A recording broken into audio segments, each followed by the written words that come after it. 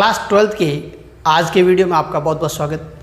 आज हम 3D में एक नया टॉपिक शुरू कर रहे हैं, प्लेन रिलेटेड, जिसमें एंगल बिटवीन टू प्लेन, दो समतलों के मध्य कोण ज्ञात करना और उसके बाद एक रेखा तथा एक समतल यानी लाइन एंड प्लेन के बिटवीन यानी बीच में कोण ज्ञात करना डिस्कस करेंगे, सीखेंगे। इससे पहले हमने लाइन रिलेटेड और प्लेन के बेसिक टर्म को डिस्कस किया है, जिसके वीडियो आप कॉर्नर पे एक आई बटन है, इसे प्रेस करके सारे के सारे वीडियो देख सकते हैं। यूनिट 13 के भी सारे के सारे वीडियो इसी बटन से आपको प्लेलिस्ट से मिल जाएंगे। आप उन्हें रिवाइज करते रहिए। अगर मिस कर चुके हैं तो उन्हें प्रैक्टिस करके एक रूटीन में आ जाइए, ताकि आपका 12th का सिलेबस एक अच्छे तरीके से और एक बेसिक क्लियरिटी के साथ आगे बढ़े। आज हम शुरू कर रहे हैं प्लेन से रिलेटेड, इसमें एंगल बिटवीन टू प्लेन। इसमें देखिए दो तरीके होते हैं, एक तो जब प्लेन वेक्टर फॉर्म में हो, सदिश रूप में हो, और दूसरा है प्लेन जब कार्टेशियन फॉर्म में हो यानी कार्तीय रूप में हो। क्या होते हैं इसके मेन इक्वेशन?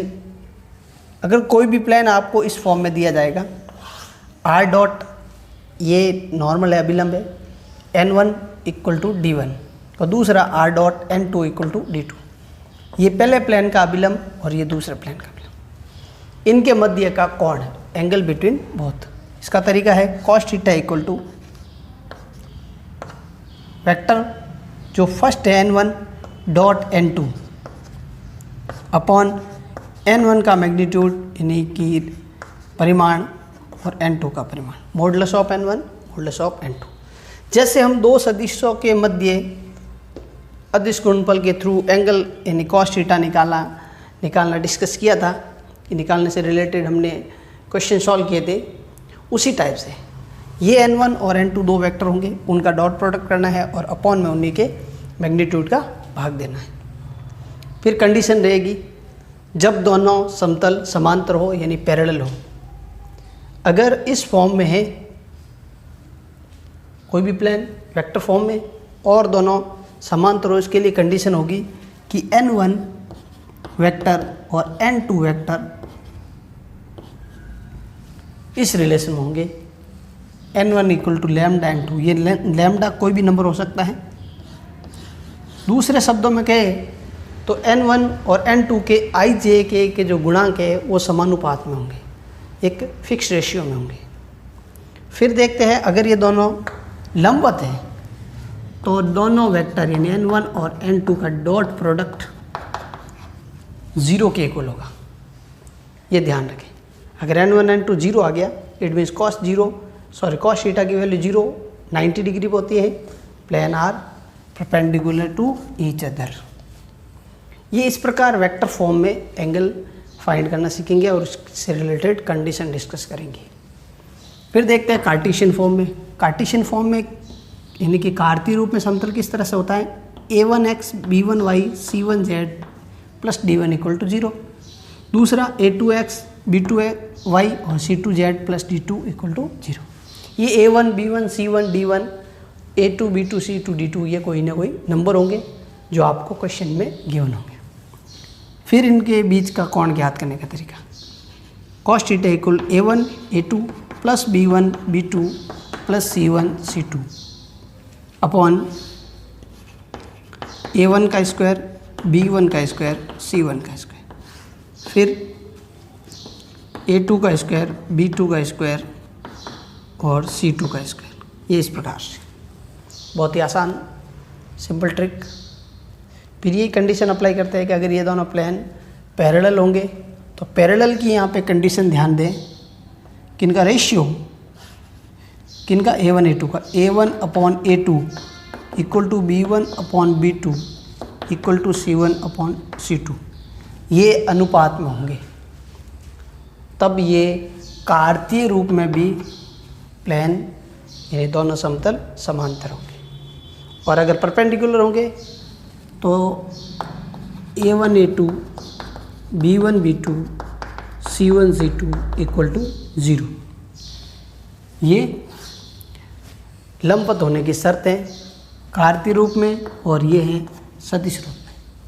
तो इस प्रकार किस तरह से कोण ज्ञात किया जाएगा ये हमने डिस्कस किया, फॉर्मूला और कंडीशन परपेंडिकुलर होने की और पैरेलल होने की।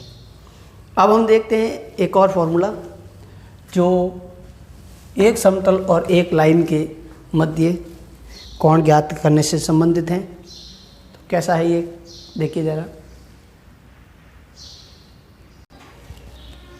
इस तरह से है ये, एक रेखा तथा एक समतल के मध्य कोण, angle between a line and a plane. पहली कंडीशन कि जब दोनों यानी लाइन और प्लेन दोनों सदिश रूप में हो।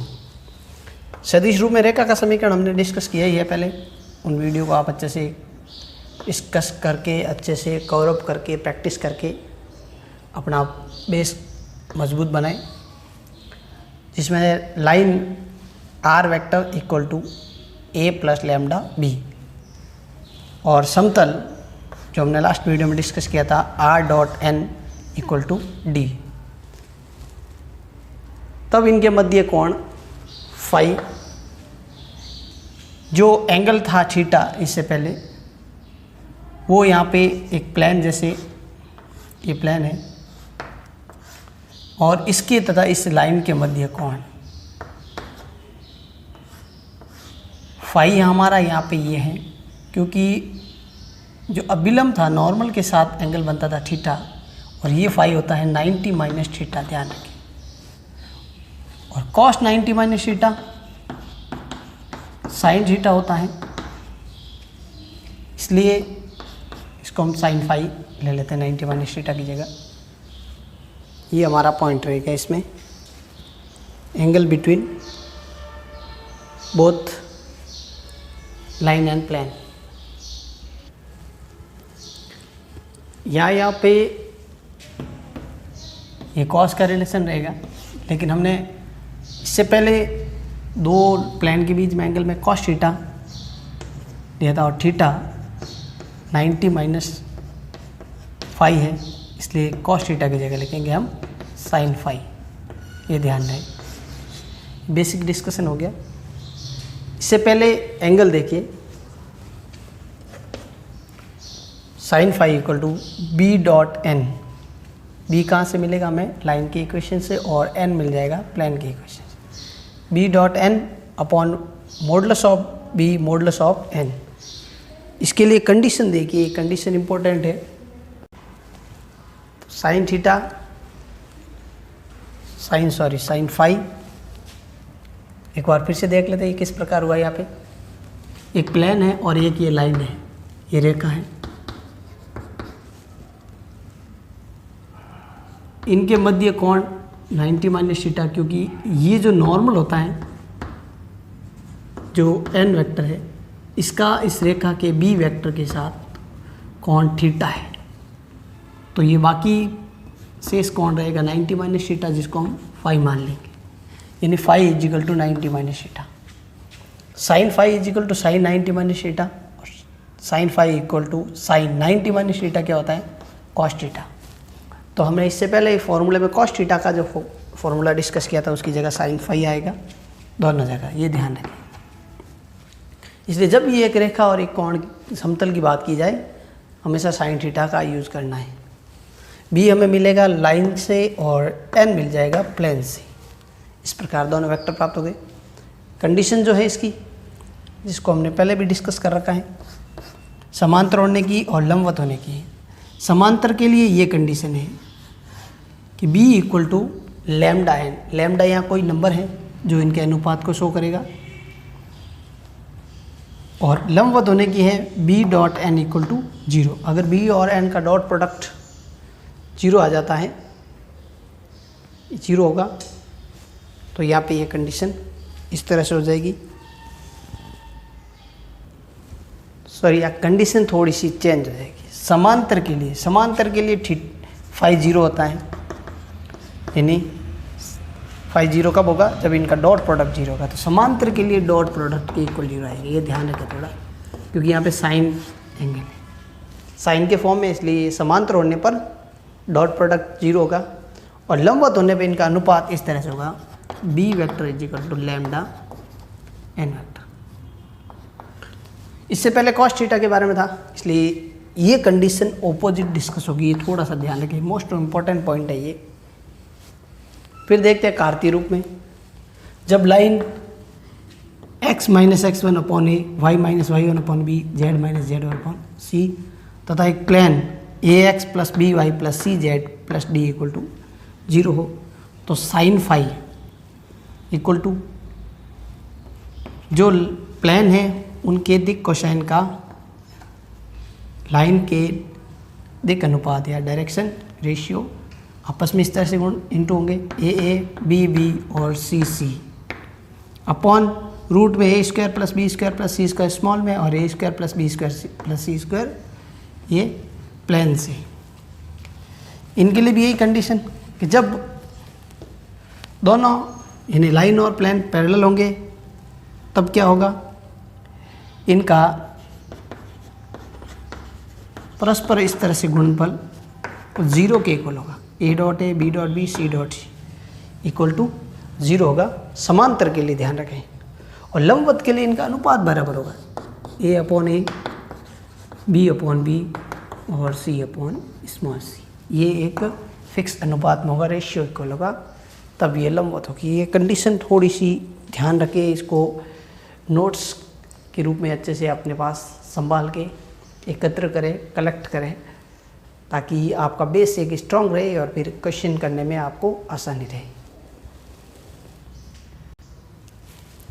अब हम एक्सरसाइज 14.7 का फर्स्ट क्वेश्चन डिस्कस करते हैं, जिसमें सदिश रूप में दो प्लेन हमें गिवन है, हमें उनके मध्य का कोण ज्ञात करना है। क्या होगा इसके मध्य का कोण? इसके लिए पहले समतल से यहाँ पर n1 वेक्टर क्या होगा, 2i minus j plus 2k, तो इसका मैग्नीट्यूड ज्ञात कर लेते हैं। बहुत ही आसान है, i के गुणांक का स्क्वायर, j के गुणांक का स्क्वायर और k के गुणांक का स्क्वायर। तो इस प्रकार 414 रूट 9 यानी कि 3। n2 जो दूसरे इक्वेशन से प्राप्त होगा, देखिए 3i plus 6j minus 2k, तो इसका मैग्नीट्यूड क्या होगा, इसका परिमाण क्या होगा, देखिए 3 का स्क्वायर 6 का स्क्वायर माइनस 2 का स्क्वायर। कैलकुलेट करते हैं, 9 प्लस 36 प्लस 4 रूट 49 यानी 7। फिर हम ज्ञात करते हैं n1 डॉट n2, दोनों का अदिश गुणनफल, दो सदिशों का अदिश गुणनफल। हमने 13 यूनिट में इसके बारे में अच्छे से डिस्कस किया हुआ है, उसका आप रिवीजन करते रहे साथ साथ। डॉट प्रोडक्ट कैसे होगा, n1 का n2 से, ये n1 है डॉट n2, i का i से, j का j से और k का k से। तो इस तरह से -4 प्राप्त हो जाता है। n1 डॉट n2 क्या प्राप्त हो जाता है, -4। फिर हमने एंगल बिटवीन टू प्लेन का formula cos theta equal to, ये अभी डिस्कस किया ही है, n1 n2 का डॉट प्रोडक्ट अपॉन उनका मैग्नीट्यूड अपॉन में। तो यहाँ पे क्या होगा, देखिए n1 dot n2 -4 upon n1 का मैग्नीट्यूड 3 है 7। तो इस प्रकार cos थीटा इक्वल टू आएगा -4 अपॉन 21, थीटा इक्वल टू आ जाएगा cos इनवर्स -4 अपॉन 21। ये आंसर है। बहुत ही सिंपल क्वेश्चन है ये। इसी फर्स्ट क्वेश्चन के 2 पार्ट और हैं, जिनके क्वेश्चन आपके सामने भी इस प्रकार होंगे। उन्हें आपको प्रैक्टिस करनी है इसी फॉर्मूले से, इसी तरीके से, और आंसर को ज़रूर कमेंट करना है कि क्या आपका आंसर आया। वो प्रैक्टिस के लिए आपके क्वेश्चन इस प्रकार है। फर्स्ट का second, r dot 2i plus 3j minus 6k equal to 5। Second equation है r dot i minus 2j plus 2k equal to 9। इसके मध्य कोण ज्ञात करना है, यही फॉर्मूला अप्लाई करके, और फिर इसका थर्ड पार्ट को, इन दोनों के आपको अच्छे से कैलकुलेशन के साथ आंसर ज्ञात कर निकालना है, एंगल फाइंड करना है बिटवीन बोथ। अब हम देखते हैं क्वेश्चन नंबर 2, जिसमें इसी टाइप के जो प्लान है वो अपने दूसरे रूप यानी कि कार्टेशियन फॉर्म में। तो इस दूसरे क्वेश्चन में देखिए, फर्स्ट पार्ट में x plus y plus 2z equal to 9 and 2x minus y plus z equal to 15, ये दो समतल हैं, इनके मध्य कोण ज्ञात करना है। इसके सेकेंड पार्ट में 2x minus y plus z equal to 4, x plus y plus 2z equal to 3, ये दूसरे क्वेश्चन का। और तीसरे में देखिए x plus y minus 2z equal to 3, 2x minus 2y plus z equal to 5, इनके मध्य कोण ज्ञात करना है। किस तरह से होगा देखिए ज़रा। तो इसमें हम डिस्कस करते हैं इसका थर्ड पार्ट। इन दो को आपको क्वेश्चन थर्ड की तरह ही प्रैक्टिस करनी है। थर्ड में देखिए, जो फर्स्ट इक्वेशन है इसमें x का गुणांक, y का गुणांक और z का गुणांक, जिसे आपको लिखना है a1 यहाँ पे, b1 c1। पहले प्लेन के जो x y z के गुणांक होंगे वो a1 b1 c1 होंगे। इसी तरह से दूसरे के देखिए a2 b2 और c2 क्या है यहाँ पे, 2 माइनस 2 और 1, ये z के साथ 1 है यहाँ पे। a1 b1 c1 a2 b2 c2 हमने प्राप्त कर लिया। तो हमने कार्टेशियन फॉर्म में कार्तीय रूप में दो समतलों के मध्य कोण ज्ञात करने के लिए फॉर्मूला डिस्कस किया था, cos theta equal to a1 a2 b1 b2 c1 c2 upon a1 square b1 square c1 square a2 square b2 square c2 square. इस प्रकार वैल्यू पुट करते हैं, a1 a2 1 2, b1 b2 1 minus 2 और c1 c2 minus 2 1, a1 1 square और minus 2 का square, a2 का इस प्रकार से। जब कैलकुलेट करते हैं पूरा एंगल तो बहुत ही सिंपल कैलकुलेशन है ये, 2 minus 2 minus 2 2 minus 2 minus 2 upon में 1 प्लस 4 और 4 प्लस 4 प्लस 1,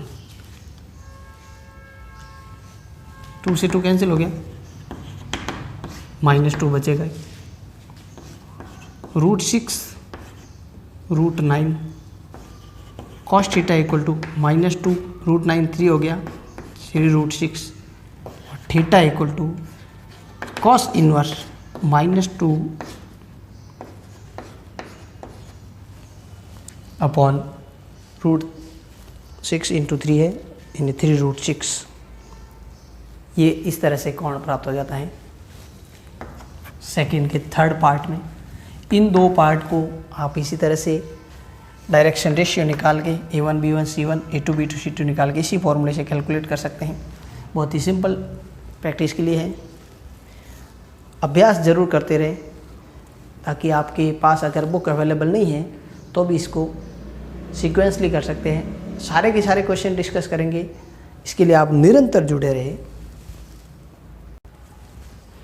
देखते हैं क्वेश्चन 3, जिसमें लंबवत सिद्ध करना है, परपेंडिकुलर सिद्ध करना है कि दोनों प्लेन आपस में एक दूसरे के लंबवत होंगे। पहले क्वेश्चन में कार्टेशियन फॉर्म में और दूसरे में सदिश रूप में। इसका क्या तरीका होता है, इसके लिए आप देखिए सॉल्यूशन में फर्स्ट प्लेन से a1 x का कोएफिशिएंट, b1 y का और c1 z का कोएफिशिएंट, तथा दूसरे प्लेन से A2 B2 और C2 ज्ञात कर लेते हैं। फिर A1 A2 B1 B2 और C1 C2 का रिजल्ट देखते हैं। अगर ये 0 के इक्वल आएगा तो लंबवत होगा, और 0 के इक्वल नहीं आएगा तो ये लंबवत नहीं होगा। इसके लिए पहले देखते हैं वैल्यू पुट करके। 1 इंटू 18 माइनस 2 इंटू 17 17 देखिए। A1 A2 B1 B2 plus C1 की वैल्यू है 4 C2। तो यहाँ पे देखिए इस तरह से कैलकुलेशन हो गई। ये 34 माइनस 34 0 आ गया। इसका मतलब A1 A2 B1 B2 और C1 C2 परस्पर इसका गुणनफल 0 के इक्वल आ गया। इट मीन्स दोनों जो प्लेन होंगे वो परपेंडिकुलर होंगे, दोनों समतल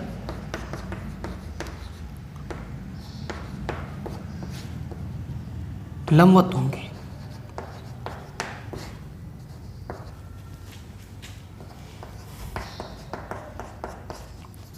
परस्पर परपेंडिकुलर होंगे, लंबवत होने की कंडीशन इजीली। फिर इसके सेकंड पार्ट का सॉल्यूशन देखिए यहाँ पे। सॉल्यूशन ऑफ इसके सेकंड पार्ट का, फर्स्ट के सेकंड का। फर्स्ट इक्वेशन से n vector 2i minus j plus के n 1 हो जाएगा, और सेकंड इक्वेशन से n2। ये ध्यान रखें, दो समतल लिए जाए तो उससे अभिलंब का समीकरण n1 n2 ज्ञात कर लेते हैं डायरेक्ट इक्वेशन से ही। फिर इनका डॉट प्रोडक्ट चेक करते हैं क्या आता है। 2i माइनस जे प्लस के डॉट माइनस आई माइनस जे प्लस के। इस प्रकार -2 +1 +1 0 प्राप्त हो गया। n1 डॉट n2 का मान 0 है। ये दोनों लंबवत होंगे, अतः ये समतल परस्पर लंबवत होंगे।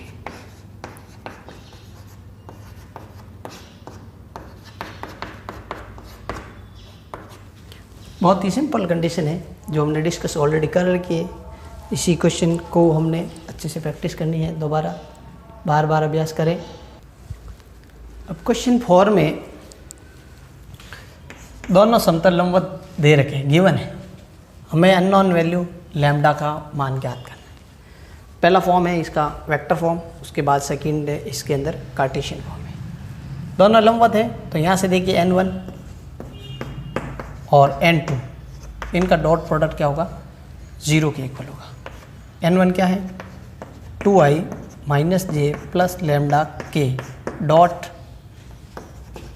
3i plus 2j plus 2k equal to 0। तो इस प्रकार 6 minus 2 plus 2 lambda equal to 0 प्राप्त हो गया। और इसको कैलकुलेट करते हैं,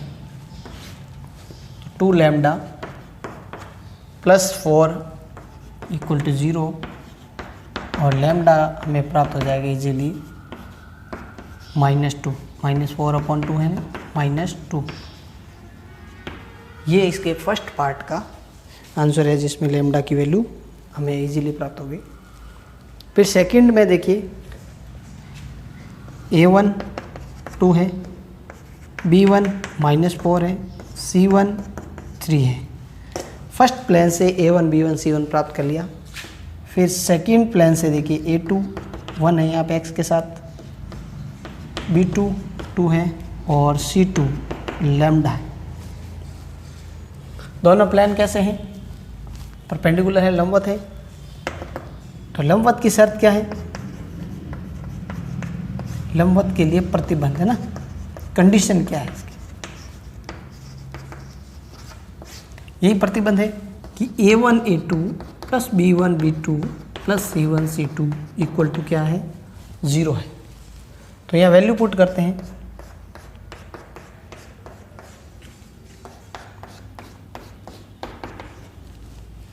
A1 हो गया 2 इंटू 1 -4 इंटू 2 और 3 इंटू लैम्डा। तो यहाँ देखिए टोटल हो गया 2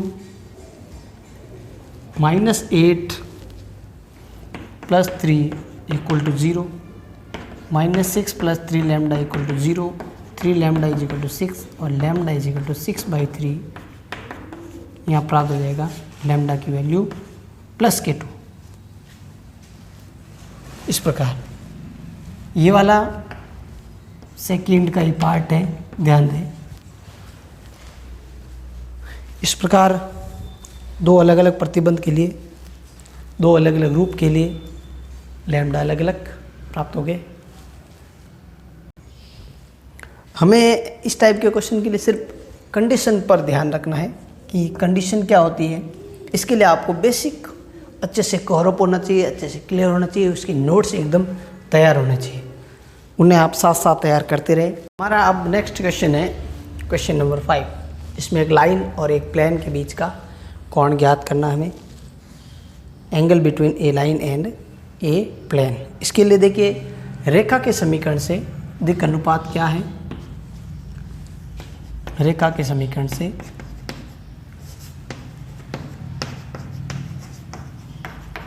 हमें प्राप्त हो जाएंगे equation from equation of line. यहाँ से A3 B2 और C की वैल्यू 4 और समतल यानी प्लेन के इक्वेशन से देखिए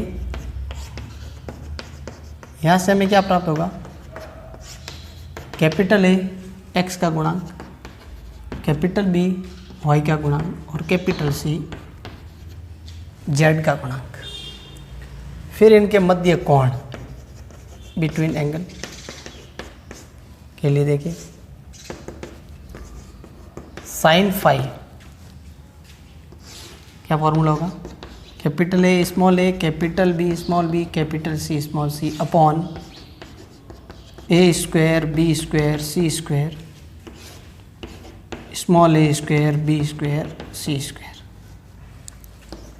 साइन फाई वैल्यू पुट करने से पहले चिन्ह की मिस्टेक ना रहे, इसलिए आप इस तरह से वैल्यू पुट करने के लिए ब्रैकेट बना दीजिए। कैपिटल A की वैल्यू 2 इंटू 3, 1 इंटू 2 और -3 इंटू 4 अपॉन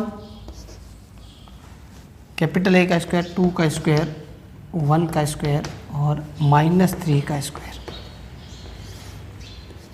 दूसरी तरफ 3 का स्क्वायर 2 का स्क्वायर और 4 का स्क्वायर।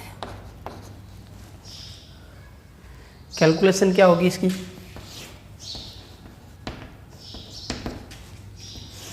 देखिए यहाँ पे 6 + 2 - 12, 6 + 2 - 12 इस प्रकार से। अपॉन में देखिए, अपॉन में क्या होगा 4 + 1 + 9 और दूसरी तरफ दूसरे ब्रैकेट में 9 + 4 + 16। इस प्रकार साइन फाई की वैल्यू -4 अपॉन प्राप्त हो जाएगी इस तरह से। Phi equal to sine inverse, ये थीटा या फिर एंगल ये रहेगा और त्रिकोणमिति फंक्शन जब इक्वल के उस साइड भेजते हैं ये इन्वर्स में होता है, ध्यान रखें। हमारे सेकंड यूनिट में हम इसको डिस्कस करेंगे और अच्छे तरीके से। इस प्रकार angle between a line and a plane हमें प्राप्त होगा। फिर देखते हैं नेक्स्ट क्वेश्चन। इसके बाद क्वेश्चन नंबर 6 है जिसमें एक लाइन और एक प्लेन के मध्य कोण ज्ञात करना है। क्वेश्चन 5 की तरह ही है, ये प्रैक्टिस के लिए आपके एंगल ज्ञात करके देखिए पूरा प्रोसेस से। और उसके बाद रहेगा क्वेश्चन 7 जिसमें हमें सदिश रूप में दोनों लाइन और प्लेन के क्वेश्चन गिवन है, हमें इनके मध्य का कोण ज्ञात करना है। तो जब पहले लाइन के लिए देखते हैं, यहाँ पे रेखा के लिए r equal to a plus lambda b से तुलना करें या कंपेयर करें, तो कंपेरिजन करने से a की वैल्यू पूरी की पूरी प्लस लैम्डा और ये b की वैल्यू। हमें एंगल ज्ञात करने के लिए केवल b की वैल्यू ज़रूरत है, b वेक्टर हमें पता होना चाहिए, वो हम इजीली यहाँ से प्राप्त कर लेंगे। ये लाइन के लिए, प्लेन के लिए देखिए, समतल के लिए पहले इसका रूप r dot n vector equal to d, और यहाँ देखिए n वेक्टर क्या प्राप्त हो जाएगा, n वेक्टर r के साथ डॉट में 2i माइनस जे प्लस के, इस प्रकार r और n दोनों वेक्टर प्राप्त हो गए। अब इनके मध्य का कोण ज्ञात करना है, इसके लिए तरीका देखिए ज़रा। सबसे पहले फॉर्मूला क्या है वो आप ध्यान दें, sine phi equal to vector b dot vector n upon modulus of b vector and modulus of n vector. इसके लिए हमें इन दोनों का एक तो डॉट प्रोडक्ट याद करना है, वेक्टर बी और वेक्टर एन का डॉट प्रोडक्ट क्या होगा ज़रा देखिए। बी वेक्टर आई माइनस जे प्लस के और एन वेक्टर जो हमने प्लेन की इक्वेशन से प्राप्त किया 2i माइनस जे प्लस के। अब इन दोनों का डॉट प्रोडक्ट करते हैं, तो डॉट प्रोडक्ट का बहुत ही सिंपल तरीका, प्रैक्टिस अच्छे से होगी आपकी इसकी। i का i के साथ, j का j के साथ और k का k के साथ। इस प्रकार इनका डॉट प्रोडक्ट का रिजल्ट आया है प्लस का 4। फिर हम दोनों का मैग्नीट्यूड देख लेते हैं, क्या इनके मैग्नीट्यूड की वैल्यू है, इसका परिमाण क्या है। इसके लिए देखिए तरीका ज़रा, magnitude of vector b, b में देखिए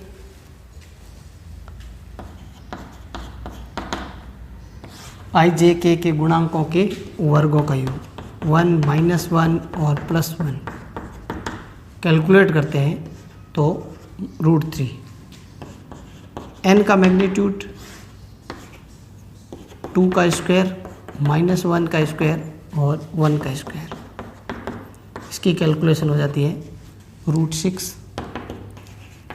sine phi equal to B dot N modulus of B modulus of N, तो sine phi equal to B dot N, देखिए बी डॉट एन क्या है 4 है, मॉडुलस ऑफ बी √3 अपॉन √6। इस प्रकार phi equal to प्राप्त हो जाएगा साइन इनवर्स 4 अपॉन √18। ये हमारे एक लाइन और एक प्लेन के सदिश रूप में होने पर इनके मध्य का कोण है। यहाँ इस 18 को 3√2 भी लिखा जा सकता है, तो 5 उस समय इस तरह से हो जाएगा साइन इनवर्स 4 अपॉन 3√2, ये इस तरह से। बहुत ही सिंपल कंसेप्ट है, बहुत ही आसानी से कवर किया जा सकता है ये टॉपिक। क्वेश्चन 8 भी 7 की तरह है, जिसमें एक लाइन आपको गिवन है और एक प्लेन गिवन है, इनके मध्य कोण यानी फाई ज्ञात करना है।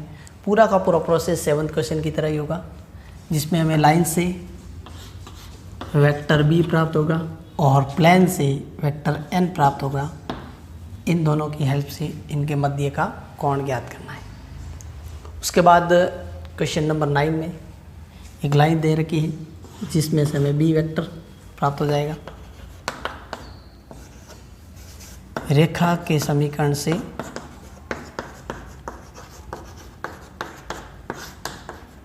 क्या प्राप्त होगा, बी वेक्टर जो लैम्डा के साथ है। क्या है लैम्डा के साथ, 2i प्लस जे प्लस 2k। और समतल यानी प्लेन के इक्वेशन से हमें क्या प्राप्त होगा, एन वेक्टर। क्या होगा एन वेक्टर, यहाँ पे देखिए 3i - 2j और m के, यहाँ हमें m ज्ञात करना है।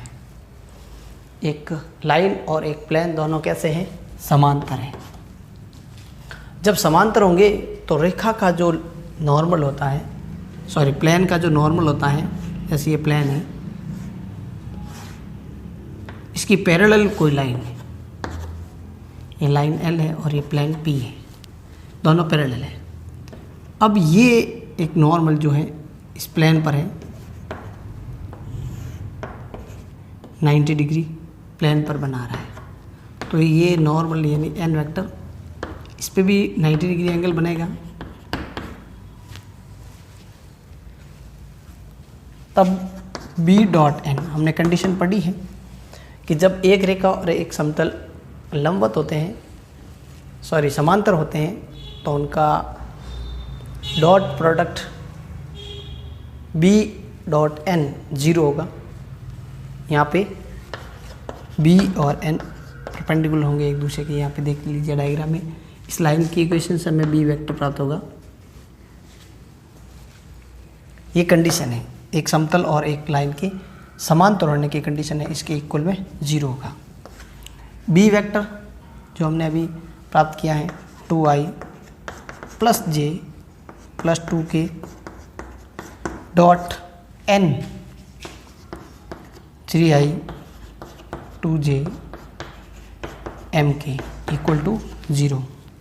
तो इस प्रकार i के साथ हो जाएगा ये 2 × 3 6 -2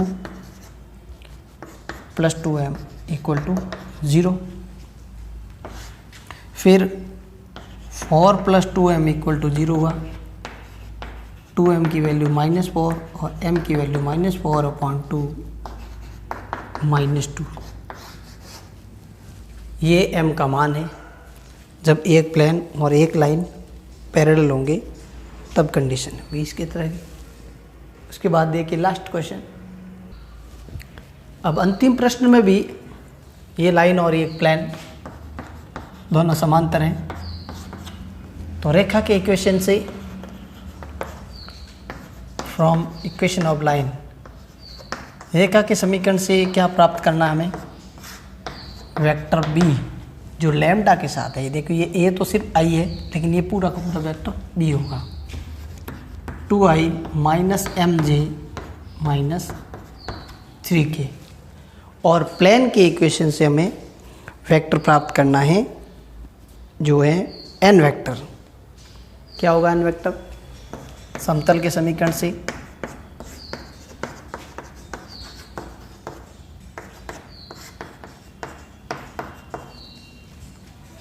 n vector mi 3j + k। Line and plane कैसे हैं, रेखा एवं समतल दोनों समांतर हैं, और जब ये दोनों समांतर होती है तो B और N एक दूसरे के परपेंडिकुलर होते हैं। It means B dot N = 0। 2i mj और 3k B की वैल्यू और N की वैल्यू mi 3j + k = 0। इस तरह से i का देखिए कोफिशिएंट 2m -3m -3 = 0। इस तरह से -m = +3 हो जाएगा और m = प्राप्त हो जाएगा -3। ये हमारा सॉल्यूशन है, m की वैल्यू है। इस प्रकार मोस्ट इम्पोर्टेंट टॉपिक 3D की एक्सरसाइज का कंप्लीटेशन होता है। सारी की सारी एक्सरसाइज कंप्लीट होती है। हम इन फ्यूचर इसके इम्पोर्टेंट एग्जाम्पल और मिसकेलियस से रिलेटेड भी वीडियो आप तक अपलोड करेंगे। क्लास 12th के बोर्ड एग्ज़ाम से पहले इसी यूनिट के इम्पोर्टेंट क्वेश्चन का एक वीडियो बनाया था, जिसे आप प्लेलिस्ट से सर्च करके देखें और बोर्ड एग्ज़ाम में जो क्वेश्चन आया था उसको भी आप ज़रूर देखें। मैक्सिमम हमारा जो टारगेट था जिससे बच्चों की अच्छी कवरअप हो जाए, वो बोर्ड एग्ज़ाम के लिए सहायक सिद्ध हुए हैं। क्लास 10th के भी मैक्सिमम क्वेश्चन हमने जो वीडियो में डिस्कस किए हैं उस रिलेटेड आए हैं, टॉपिक वही थे। हमारा यही प्रयास रहेगा कि आपका जो एक बेस है स्ट्रॉन्ग रहे, साथ ही साथ बोर्ड की और कंपटीशन की अच्छी तैयारी चलती रहे। लॉकडाउन की वजह से और इस महामारी की वजह से सिलेबस में ज़रूर कटौती हो सकती है, लेकिन जो आपका इम्पोर्टेंट टॉपिक है इन फ्यूचर कंपटीशन की दृष्टि से उसको पूरा कवरअप करते रहिए, ताकि क्या है कि इन फ्यूचर आपको किसी प्रकार की परेशानी नहीं आए। जो कंपटीशन की तैयारी कर रहे हैं उन्हें 3D रिलेटेड और कोई प्रॉब्लम हो उन्हें ज़रूर कमेंट करें, ताकि हम उसको डिस्कस कर सकें और आपका एक हेल्पफुल एक नेचर से हेल्पफुल तरीके से आपका एक फ़ायदा कर सकें। इसके लिए आप जुड़े रहिए, कनेक्ट रहिए, ज़्यादा से ज़्यादा शेयर कीजिए अपने सभी मित्रों में, साथियों में, और स्वस्थ रहिए, खुश रहिए। जय हिंद।